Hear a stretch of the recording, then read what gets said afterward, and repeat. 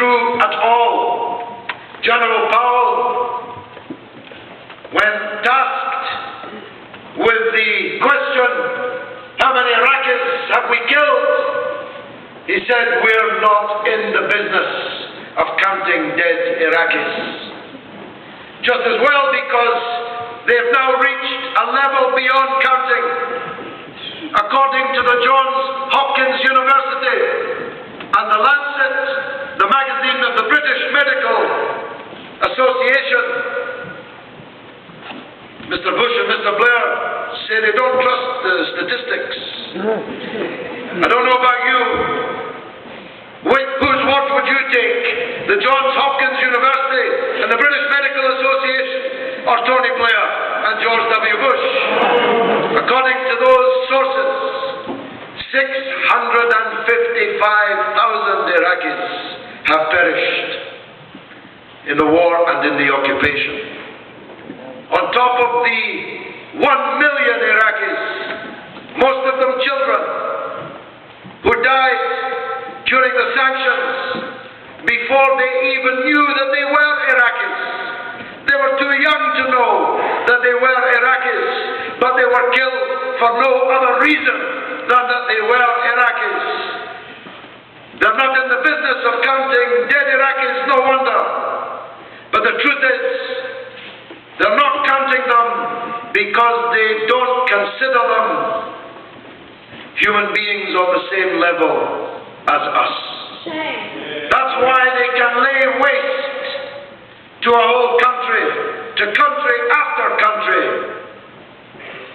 and claim that it's just collateral damage, like so much crumbling and fallen masonry.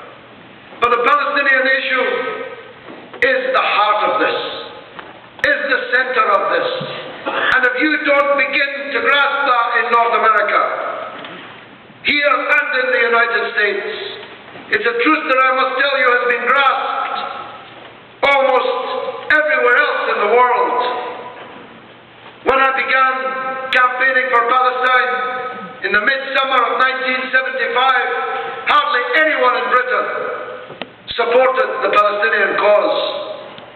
5 years later, in 1980, when we twinned my city with the Palestinian city of Nablus, and our town hall became the first public building in the Western world to fly the Palestinian flag 26 years ago, I can assure you it was a deadly, almost fatally controversial thing to do.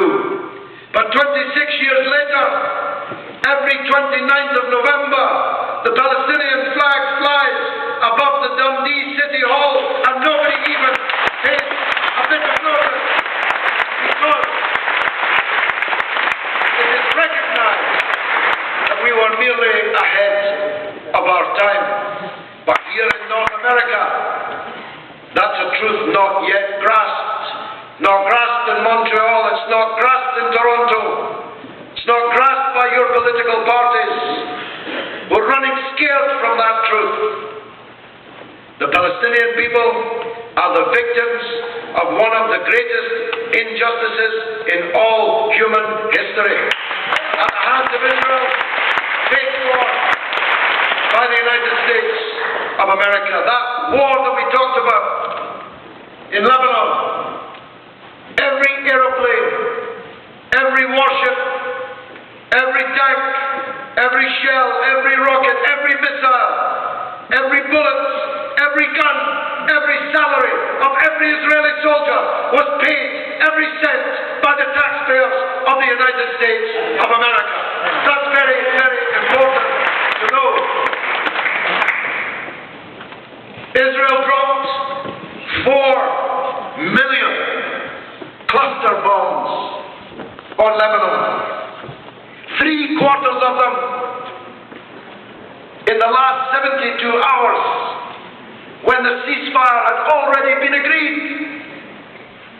And 1/4 of these cluster bombs did not explode and lie there now like landmines in the orchards, in the fields, by the roads of the south of Lebanon, a tiny part of a tiny country.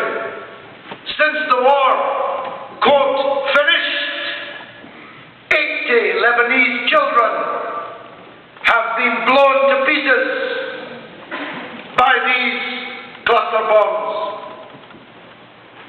The Lebanese farmers must make the decision whether to go into their fields and plant, risking their limbs and their lives with these landmines lying there, or to leave their fields barren with no harvest next year. Every one of those bombs was sent by the United States of America.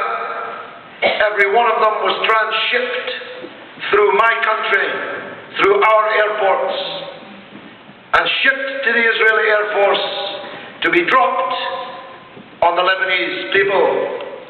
And Mr. Ignatieff didn't lose any sleep. But of course, as I pointed out in that Sky News interview, this story didn't begin 4 weeks ago, or 4 years ago, or 14 years ago. My daughter is 24 years old. On the day in 1982 when she was given birth, I had to rush to the hospital to see her, born from a huge demonstration against the Israeli invasion and occupation of Lebanon. So, all 24 years of my daughter's life, Israel has been invading and occupying Lebanon. And these idiots think it began with the kidnap of 2 Israeli soldiers 4 weeks before.